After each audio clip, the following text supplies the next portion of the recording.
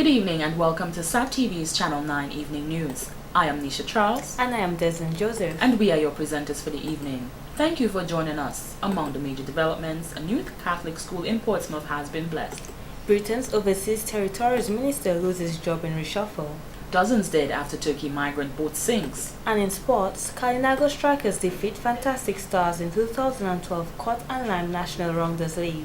Details of these and other stories after the break. Support local. Support SAT Telecommunications Limited, the people's choice.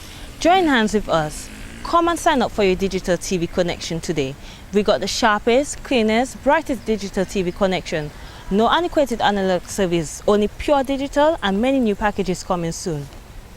With latest in sports, movies, children programming and much more. So if you have your flat screen TV and you want to see quality TV, join now. Sign up today for your digital television. Support local, support SAT Telecommunications Limited, the people's choice. Thank you for staying with us. Now for the details of the news. Development of an integrated program and action plan is currently in progress for Black Sigatoka disease management in the Commonwealth of Dominica. Permanent Secretary of Agriculture and Chairman Mr. Samuel Carrot says Black Sigatoka is a very dangerous disease. Mr. Carrot stated that we have had yellow sigatoka and so far it has been manageable. However, black sigatoka is way more violent.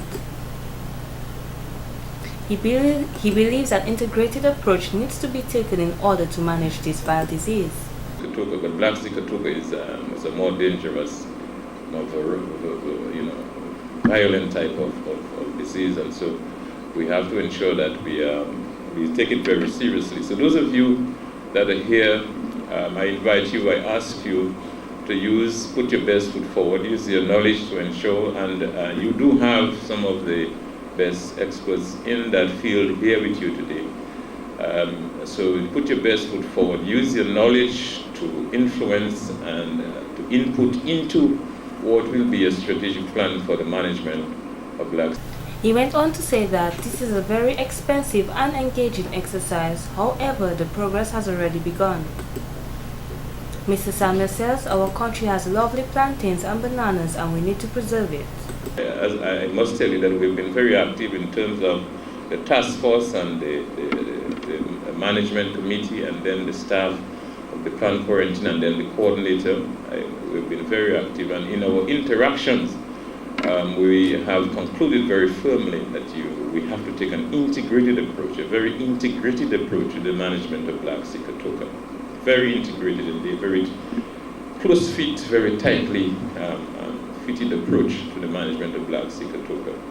And it actually demands responsibilities for a number of persons, farmers, backyard gardeners, all citizens, traders, all the players in the agricultural sector, especially in the plant. SLC Plant Production and Protection Officer Dr. Vivianchi Lopez says 5 countries are involved in the regional project and experts from Cuba specializing in plant protection disease will be working with them. On the 20th and the 21st of September, 2 persons from each Caribbean country affected by black sigatoka will represent their country in Barbados to discuss the action plan. You may not know, Cuba has grappled with this problem for the last 20 years, and they have continued to successfully produce bananas and plantains, so it can be done. However, as the PS mentioned, it cannot be business as usual. It is absolutely necessary for us to change how we produce plantains and bananas. And Dr. Perez will talk to you more about that during his... Minister of Agriculture Honorable Matthew Walter says black sigatoka is a major threat to our crops, which happens to be vital towards our country. Entry into Dominica. Black sigatoka disease is a major threat to the survival of the banana and plantain subsectors. Both of these crops are of vital importance to the national food security in Dominica and dominate production activity in the agricultural sector. The impact of this disease on these crops will have far-reaching implications on farm and rural incomes, foreign exchange earnings, and domestic food and nutrition security. The full lineup for this year's 16th edition of the World Creole Music Festival, WCMF, has been launched. This year the festival has been dubbed Homage to Jeff Joe, Sweeter at 16, and will be held at the Windsor Park Sports Stadium. Mr. Sobers Esprit, marketing personnel for the World Creole Music Festival, says the committee is doing a number of things to make Jeff's spirit be felt throughout the festival. We're going to be getting various performances, and some of those performances have been dance. So we've asked a couple of the dance companies to do special dance presentation using Jeff music and using his image and so on. Testimonials and memories of Jeff, and some of that will be recorded and some will be live, as we have said. Songs, we hope that many of the acts will be playing his songs or recording new songs to really say, that they love him and they cared for him. Digicel has been the headline sponsor of the World Creole Music Festival since 2005. Marketing manager at Digicel, Ms. Natalie Clark, is encouraging Dominicans, those in the Caribbean, and the diaspora to be part of the festival on October the 26th, 27th, and 28th. Persons can look forward to promotions with Digicel, of course, and DFC, along with other sponsors. We will be live on all 3 radio stations to announce what's coming up next. Sometime next week, we will launch a major promotion in our market around the sponsorship of this year's World Creole Music Festival. This year, Digicel is sponsoring $225,000 in cash and $100,000 in kind. The sponsorship of kind will cover promotions on island, regionally, and include prizes. The main attendees of the festival are people between the ages of 20 to 29. When they were asked whom they would most like to see perform, it was unanimous that they loved reggae artists. Chairman of the Dominica Festivals Committee, Mr. Colin Piper, says this is why they sought Damien Jr. Gong Mali for the event. He insists that even with accommodating these persons, at the end of the day, it is still a World Creole Music Festival. This is why you will notice what we've done with the Friday night lineup in particular, to make sure that we have that element in there, as well as on the Sunday. Night 1 is dubbed Dominica Night. Acts will include WCK, Asa Bantan, Creole, Tanya Senval, Luke Leandra, and Juke Machine. Night 2 will include Crossfire, Fanatic, Onion of the Burning Flames, Fredos of 17 Plus of the USVI, Dice and Psy, Taurus Riley, Disip Geisman of Haiti, and Triple Clay Gobel. Night 3 will see Ophelia, Michael Henderson, Damien Jr. Gong Mali, Rising Stars of Dominica Music, T-Vice, and Chubby and the Midnight Groovers. The DFC is asking persons to support the festival in whatever way they can. The price of tickets will be lowered on Night 1, Friday, October the 26th. One senior tourism official is of the view that a marina will sharply increase the yachting industry and on a wider scale tourism to Dominica, especially the town of Portsmouth. Chief Executive Officer of Discover Dominica Authority and Director of Tourism Mr. Colin Piper says, yachting is a silent tourism product which most people do not realize as yachters spend the most money on island.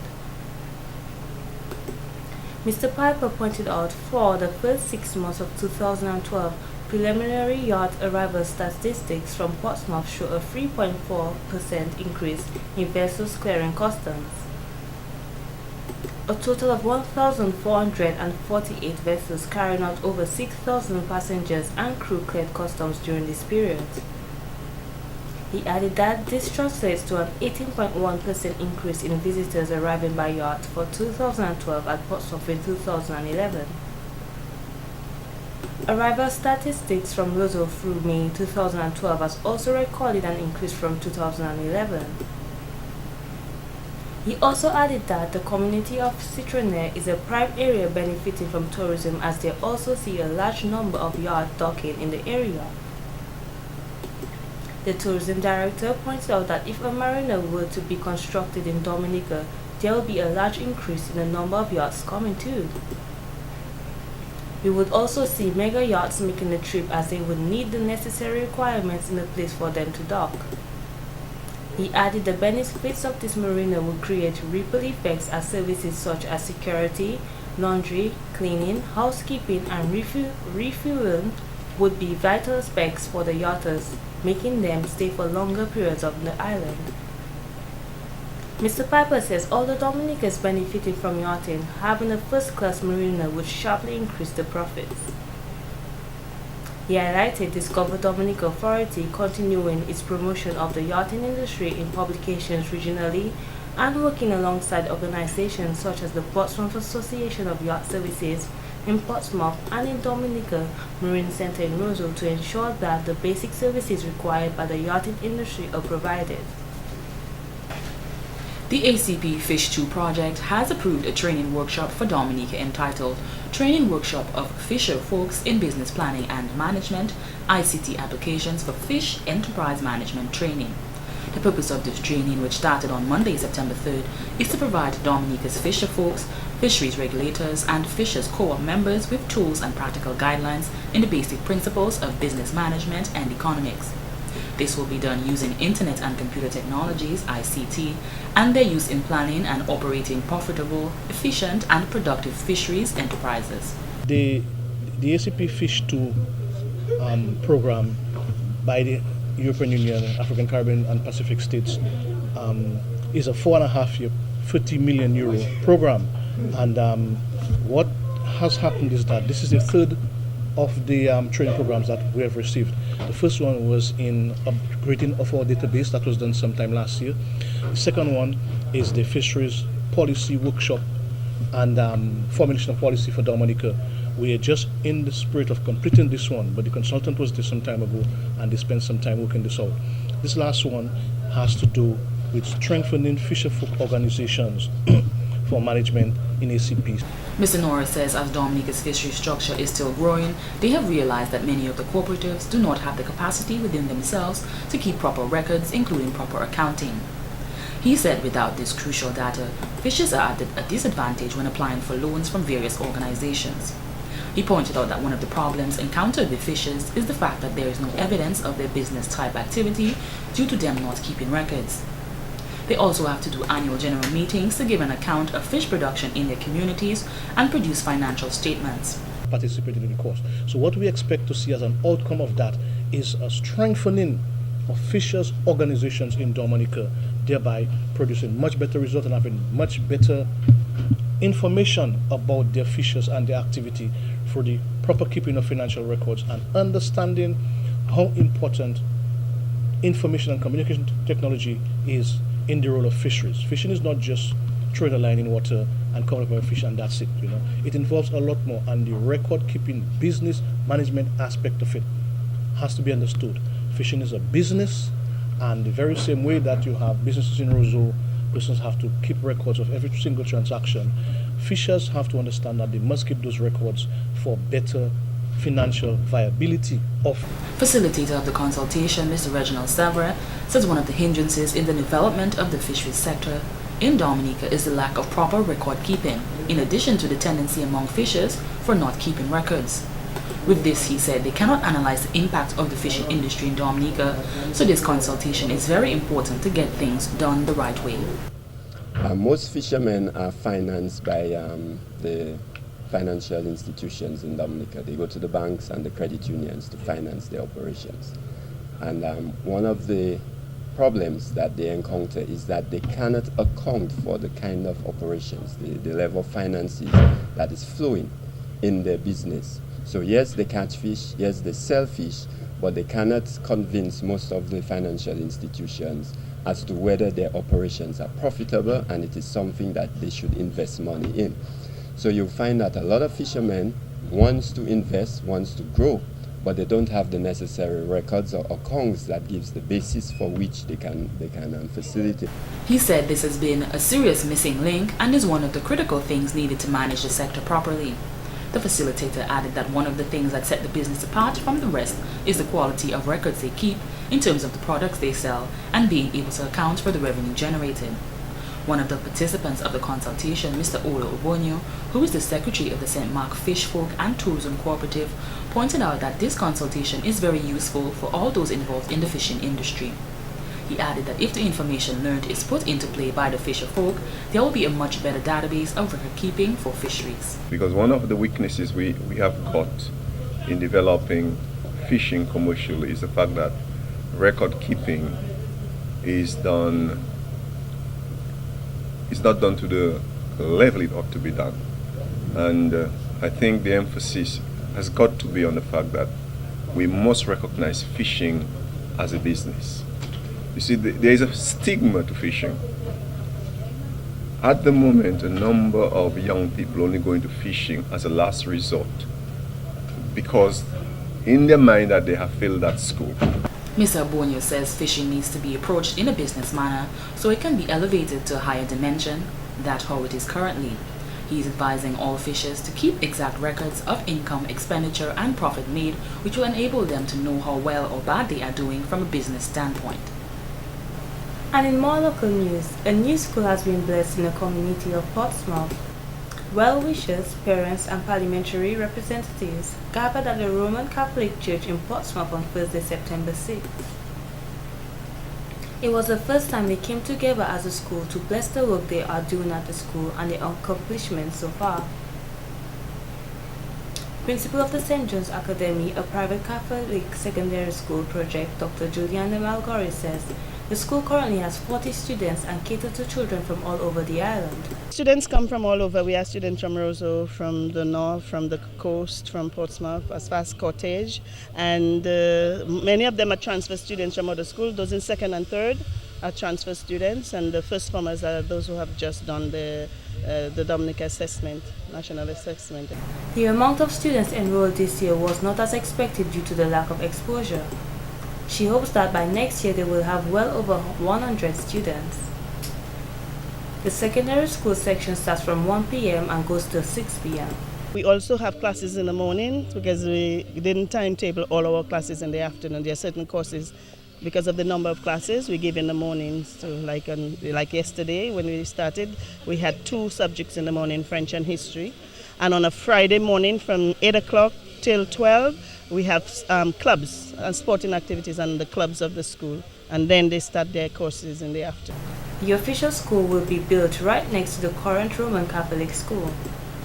The grand opening of the St. John's Academy is expected sometime in January 2013.